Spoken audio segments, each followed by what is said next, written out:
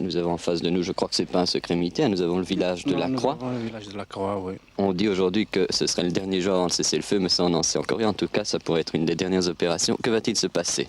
On procédera à un harcèlement du village dans le cadre des opérations, des actions régulières qui se font habituellement sur tout le long du barrage. Il est quelle heure maintenant? Il est 9h10. Et à quelle heure l'opération est-elle prévue? Ça va débuter à 9h30. Samedi 17 mars, presque 9h30, il fait encore très calme sur toutes ces montagnes et toutes ces vallées de la frontière algéro-tunisienne. Nous sommes sur le territoire algérien, à 2,5 km à peu près devant nous le barrage, juste derrière, à peu près à 3 km, le village de la Croix, qui est l'objectif de cette opération.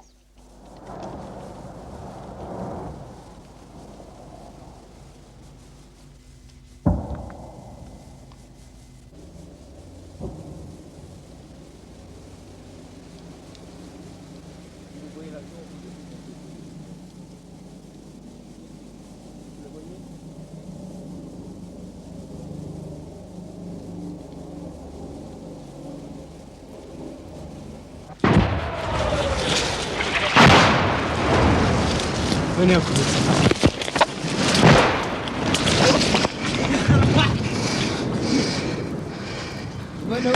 Ah non.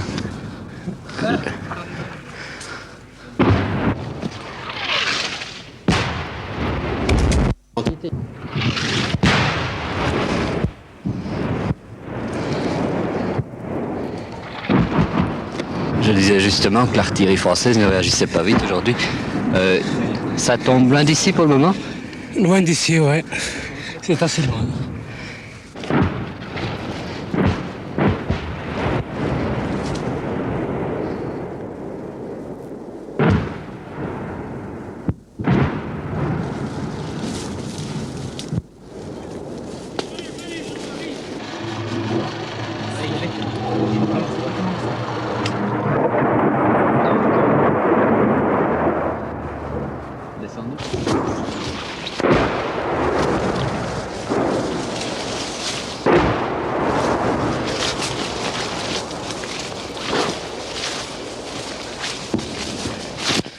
Eh bien, après avoir fait 2 km à travers les Djebel, en marche forcée et sous les obus, nous venons d'arriver maintenant à une pièce d'artillerie avancée, c'est un 75 je crois, où se trouve une équipe de la LN.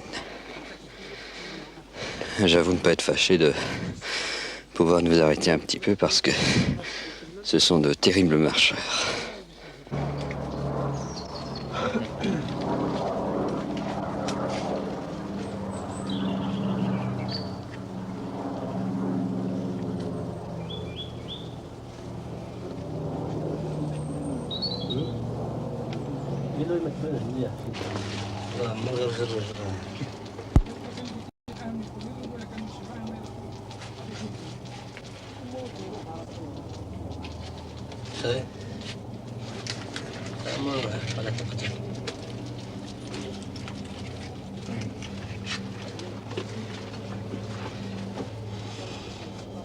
Ici, nous sommes dans une pièce d'artillerie. Ici, nous sommes dans une pièce d'artillerie installée en territoire algérien. Il y a combien d'hommes? Il y a une dizaine d'hommes. Et ça, c'est le chef de la pièce? Oui, c'est le chef Oui, de la pièce. je suis le chef de la pièce. Vous avez tiré beaucoup de coups depuis ce Oui, matin? nous avons tiré beaucoup de coups.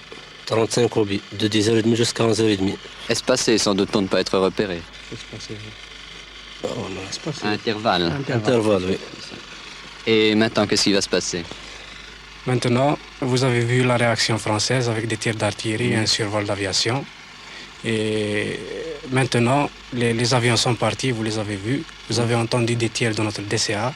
Maintenant, l'accrochage peut être considéré comme terminé.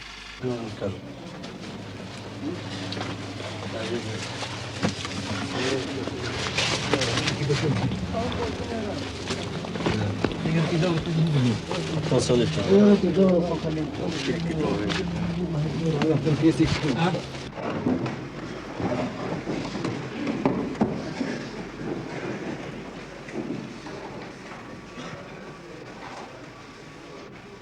نطلب من الجميع وقوف واداء الصمت ترحم على الشهداء رحمه الله.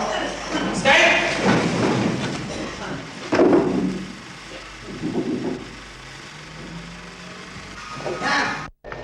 Combattants de l'ANF, aujourd'hui, le cessez-le-feu est proclamé. Le cessez-le-feu n'est pas encore la paix. La paix n'est pas encore l'indépendance et l'indépendance n'est pas la révolution. C'est dire que la lutte continue, plus ample, plus complexe, plus subtile que jamais.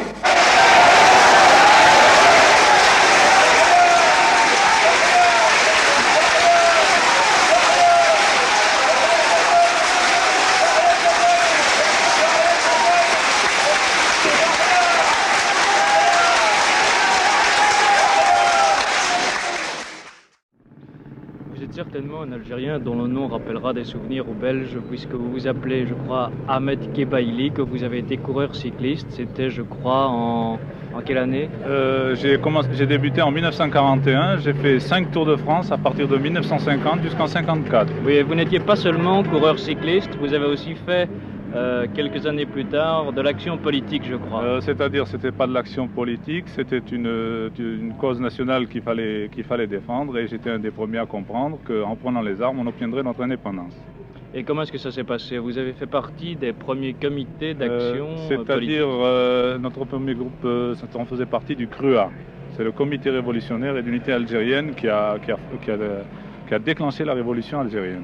On faisait déjà partie à l'époque des leaders actuels du GPRA, je crois. Oui, il y avait à cette époque, il y avait Krim, il y avait Ouamran, il y avait Ben Bella, il y avait Khider, il y avait d'ailleurs pas mal de... Quels étaient les objectifs initiaux de ce mouvement? C'était l'indépendance. Vous faites encore beaucoup d'opérations ces jours-ci?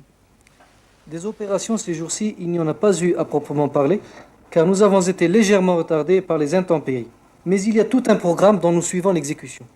Il y a plusieurs sortes d'opérations, et je peux vous parler par exemple de celle qui s'est déroulée il y a quelque temps dans la région de la Croix. Il s'agissait de quoi exactement dans cette opération? Cette opération était à caractère très limité, en ce sens que nous devions faire de nombreuses brèches dans le barrage et détruire plutôt des blocos qui gênaient nos mouvements vers les franchissements plus profonds. C'était du harcèlement aussi. C'était un harcèlement plutôt qu'un franchissement. Les barrages, ils sont difficiles à franchir? Ce que vous voyez vous donnera une idée de l'importance de ce barrage. Et mon Dieu, sans franchissement, il n'y a pas de problème. Ça réussit à chaque coup ou pas? Chaque fois que nous avons décidé de franchir, nous avons franchi. Mais au prix de quelles pertes? Les pertes sont importantes? Les pertes vont de plus en plus diminuant. Pourquoi? Le chiffre diminue de plus en plus parce que d'abord il y a notre expérience qui nous permet journellement de réduire les difficultés. Et est-ce que le franchissement du barrage est peut-être plus facile qu'avant, moins surveillé? Et les barrages sont-ils moins surveillés ou pas? Le barrage est beaucoup plus surveillé qu'avant, mais nos moyens sont adéquats. Est-ce que maintenant vous êtes sur un pied d'alerte particulier en raison des récents incidents d'Oudja ou pas? Il n'y a rien de changé dans notre mode de vie, car nous sommes constamment en alerte, quel que soit le temps, le lieu et le jour. Quand les soldats de la LN retrouveront la paix, est-ce que ce sera facile ou difficile pour eux de s'y réhabituer? La question est un peu... Mais voyez-vous, le Jundi vit dans une période politico-militaire. Alors voyez-vous, pour lui, il n'y a pas de métamorphose spéciale, puisqu'il vit ce qui est normal pour lui actuellement. Que font-ils pendant la journée? Le Jundi a des occupations d'ordre matériel, d'ordre de sécurité, d'ordre de défense. Alors, c'est-à-dire qu'à ce moment-là, il doit faire ses patrouilles, observer son terrain, consolider ses positions, laver son linge, préparer son repas, s'instruire, car il y a l'instruction. L'instruction, selon le cas, se fait le matin ou se fait le soir. Il y a les cours de politisation et il y a les séances d'instruction ou de perfectionnement. Pourquoi combattez-vous? Ce n'est pas seulement une guerre de libération que nous faisons, mais c'est en même temps une révolution.